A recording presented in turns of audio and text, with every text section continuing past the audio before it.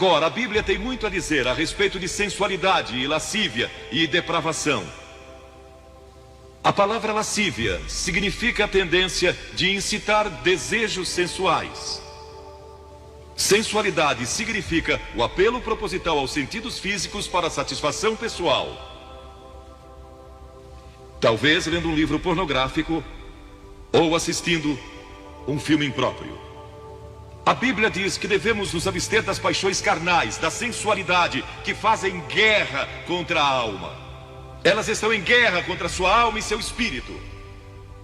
E a Bíblia diz que devemos nos abster delas, ficar longe delas.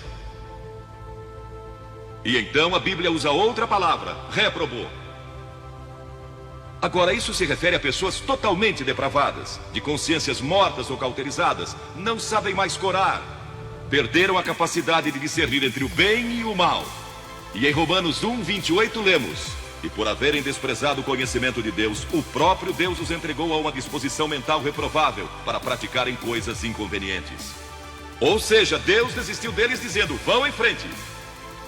Gozem toda depravação e toda sensualidade que quiserem, não vou perturbá-los.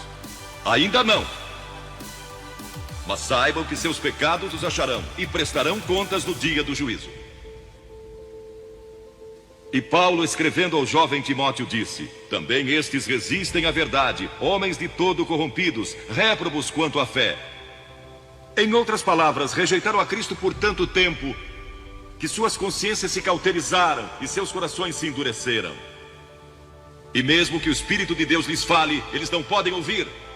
É por isso que é importante que você aceite a Cristo quando é jovem. É importante que venha a Cristo agora. Se o Espírito de Deus está falando com você, entregue a sua vida a Cristo. Porque o dia pode chegar em que a sua consciência esteja morta e você não possa mais ouvir a voz de Deus.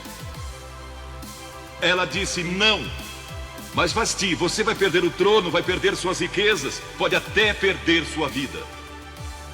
Ela disse: minha resposta é não. Qual é sua resposta hoje àquelas coisas que são erradas? À mentira, à lascívia, à cobiça, ao preconceito racial? Qual vai ser? Você vai disciplinar seu corpo? Vai permanecer firme às convicções que Cristo e a Bíblia ensinam? Ou vai ceder e seguir pelo caminho largo que leva à destruição? Ou vai entrar pela porta estreita e pelo caminho apertado que conduz à vida eterna? Qual vai escolher? Você tem uma escolha hoje. Deus nunca vai forçá-lo a escolher. E então houve um outro jovem, um jovem chamado Daniel.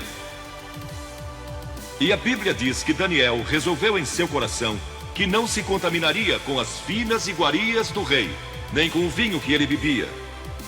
Agora, Daniel era um jovem que tinha um propósito. Ele havia sido capturado em Jerusalém.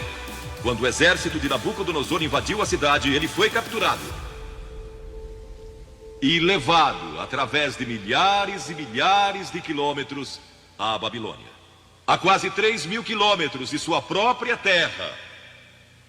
Sem aviões, nem automóveis. Eram semanas de viagem. Mas ele estava resolvido a servir a Deus.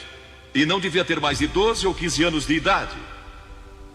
E Nabucodonosor, o grande rei, levara cativos de Jerusalém para a Babilônia. E ordenou que aqueles jovens, em quem não havia defeito, de boa aparência, instruídos em toda a sabedoria, fossem ensinados em sua corte, para que ele pudesse usá-los. Ele queria usar aqueles jovens judeus, porque sabia que eles tinham um dom especial. E durante o período de treinamento, mandou que lhes dessem os melhores vinhos e as mais finas iguarias, e todos os confortos disponíveis na corte de Nabucodonosor. Mas Daniel disse: não. Não quero o vinho do rei, e não quero as iguarias do rei. Quero dormir no chão, não numa cama de penas. Quero viver uma vida simples e também disciplinada. Que diferença dos que mal podem esperar pelo dia que possam sair de casa e se divertir. Mas não Daniel. Daniel estava longe de casa e ninguém saberia se ele fizesse algumas dessas coisas. Ninguém saberia se ele tivesse uma namorada e dormisse com ela. ou se embebedasse com o melhor vinho do rei. Ninguém saberia lá em Jerusalém, e ele poderia ter se tornado muito popular. Mas esse primeiro não, quando jovem, preparou para o grande não, quando era primeiro-ministro da Babilônia.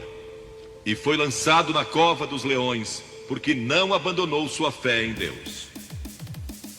Nós nos contaminamos ao comer demais, ou ao nos embebedarmos, ou ao tomar drogas, ou gastando tempo demais assistindo televisão, ou indo aos cinemas. Jesus declarou em Lucas capítulo 21: acautelai-vos, para que nunca vos suceda que os vossos corações fiquem sobrecarregados com as consequências da orgia e das preocupações deste mundo, e para que aquele dia não venha repentinamente.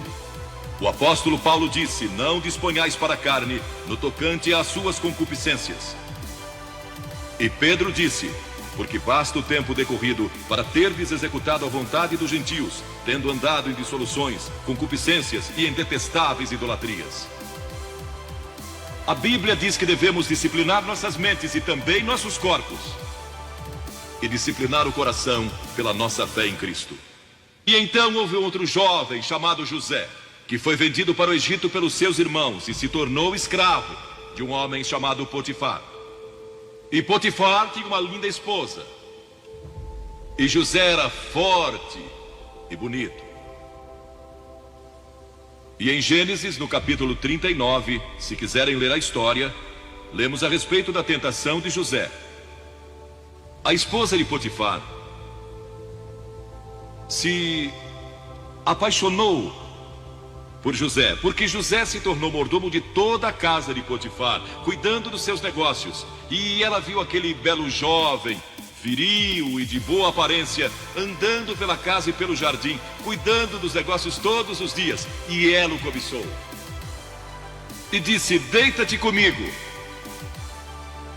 Ele disse: não. E acrescentou: não posso fazer isso ao meu senhor, que me confiou tudo o que tem, exceto sua esposa. Não posso pecar contra Deus, o Deus dos meus pais. Ele estava longe de casa, lá no Egito, quem saberia?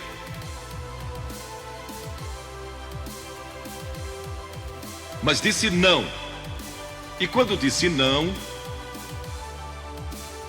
na última vez, ela o agarrou e ele fugiu dela, deixando sua capa. E ela começou a gritar, chamando os servos e dizendo: ele tentou me violentar. O que não era verdade. Mas Potifar acreditou e mandou que ele fosse lançado na prisão. E muitos de vocês sabem a história, que ele foi para a prisão, e através de uma série de circunstâncias, ele depois se tornou primeiro-ministro de todo o Egito, e governou o Egito sob o faraó. Deus o guardou e o promoveu, porque José teve a coragem de dizer não quando foi tentado. Agora, sexo não é pecado. O sexo nos foi dado por Deus, para a propagação da raça humana e para nosso prazer, dentro de certos limites que Deus estabeleceu para o matrimônio. As características de um cristão são autocontrole e autodisciplina. E Paulo, escrevendo a Timóteo, disse: conserva-te a ti mesmo puro. Mas como você pode se conservar puro num mundo como este? Como pode se manter puro olhando para as bancas de jornais ou assistindo a alguns filmes? Como pode se manter puro com as tentações que enfrenta todo dia? Não pode, de modo algum, exceto se Cristo está em seu coração. Ele lhe dará a força e o poder, porque nenhuma tentação lhe sobrevirá que Cristo não lhe ofereça o meio de escape. Entregue sua vida a Cristo hoje, deixe que Ele controle a sua vida, deixe Ele ser Senhor de sua vida. Deixe que Ele controle essa área de sua vida, sua mente, seu corpo e sua vida sexual.